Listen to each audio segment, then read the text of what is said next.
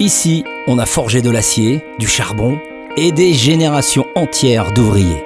Béthune-Bruay, c'est une terre d'industrie, une terre de labeur, fière de son passé. Quand le charbon s'est éteint, le territoire a su rebondir. Dans les années 70, il entame sa reconversion. De nouvelles filières émergent, portées par la volonté de redynamiser l'économie locale. L'automobile devient un moteur de transformation, créant des centaines d'emplois dans la fabrication, l'assemblage ou la sous-traitance. La plasturgie, moins visible, trouve aussi sa place. Un savoir-faire local qui façonne des pièces techniques pour l'industrie. Mais un matin de septembre 2020, c'est un nouveau coup dur. La fermeture de Bridgestone est annoncée. C'est un séisme. Des centaines d'emplois rayés d'un trait. Un site laissé vide. Des vies chamboulées. Ce jour-là, c'est tout un monde qui s'écroule pour de nombreux salariés.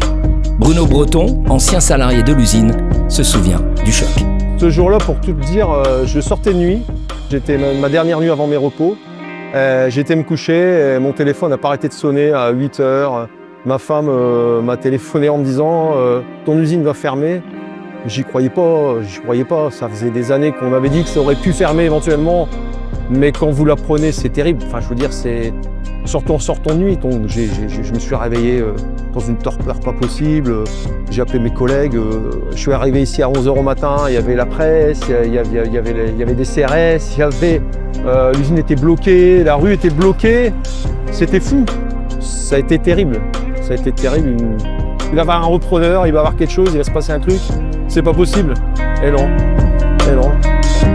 Après le choc, le vide. Mais très vite, une idée fait son chemin. Et si cette fermeture n'était pas une fin, mais un nouveau départ?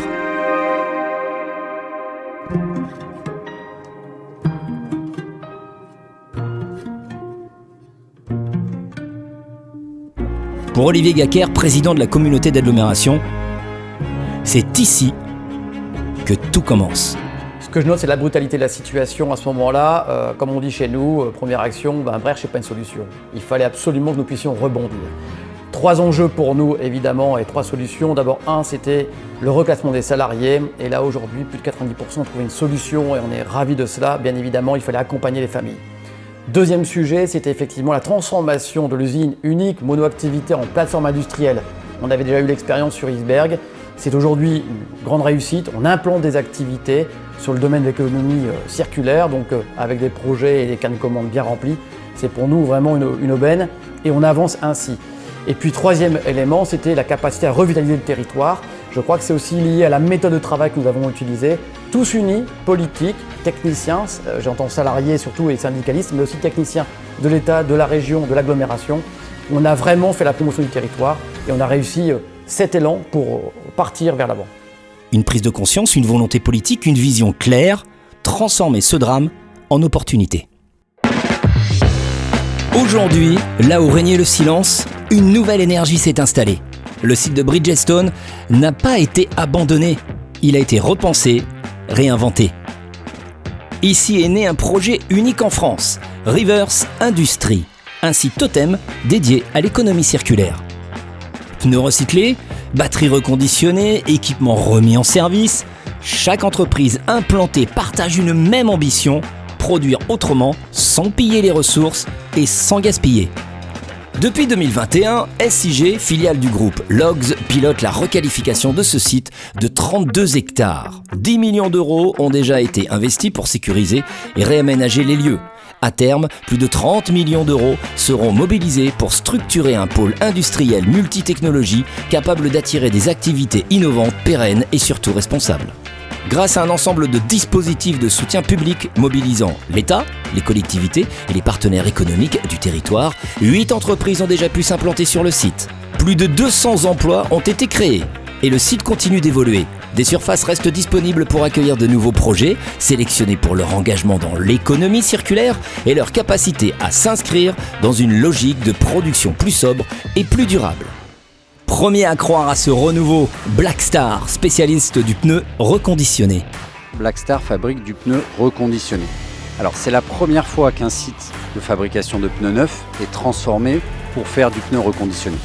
Donc c'était un challenge, mais c'était une opportunité aussi pour nous, puisqu'on récupérait un site qui fabriquait du pneu depuis très longtemps, de très grande qualité. On récupérait des machines, mais aussi on récupérait un savoir-faire. Aujourd'hui, on a à peu près 130 collaborateurs sur le site de Béthune, dont une quarantaine sont des anciens Bridgestone.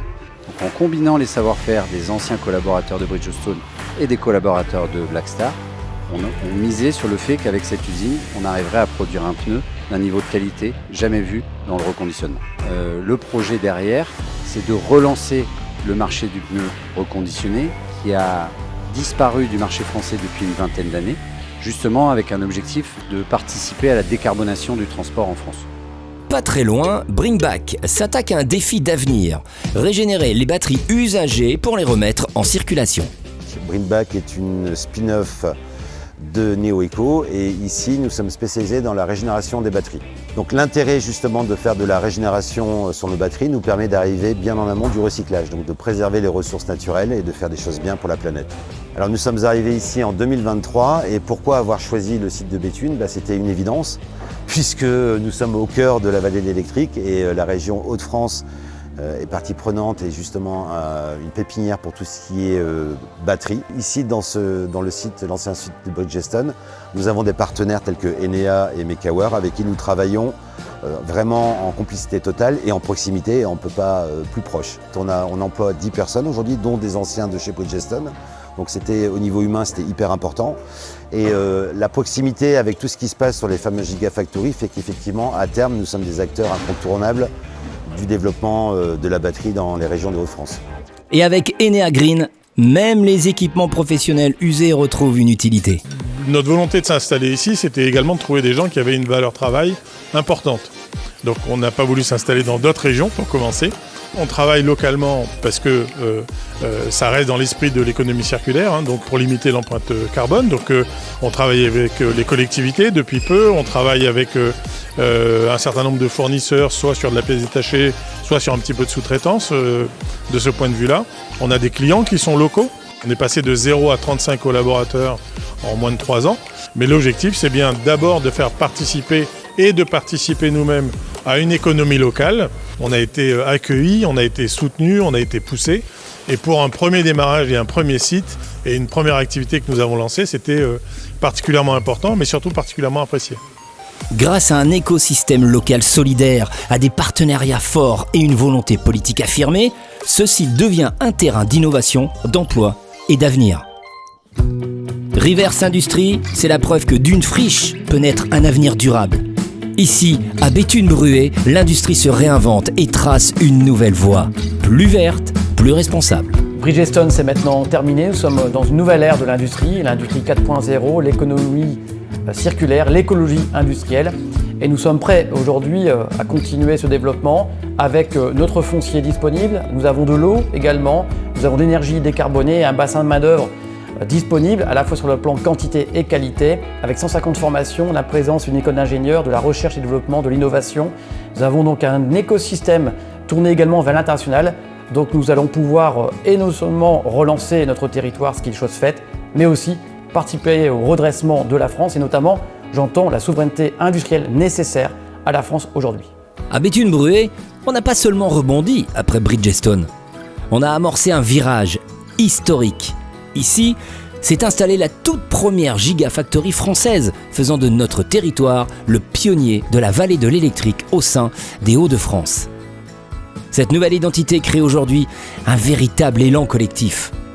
Autour d'ACC, d'autres projets industriels prennent racine, de Renault Électricité à Ruy, en passant par Moventech, la start-up Mekaware, qui recycle les batteries des véhicules électriques, et bien d'autres entreprises innovantes, notre territoire bascule dans une économie décarbonée. Et demain, un nouvel atout renforce cette dynamique. Le canal à grand gabarit Dunkerque-Seine-Nord-Europe. Un levier logistique vert, stratégique, qui va connecter notre industrie à l'Europe tout entière. Ici, on ne se contente pas d'espérer l'avenir, on le fabrique.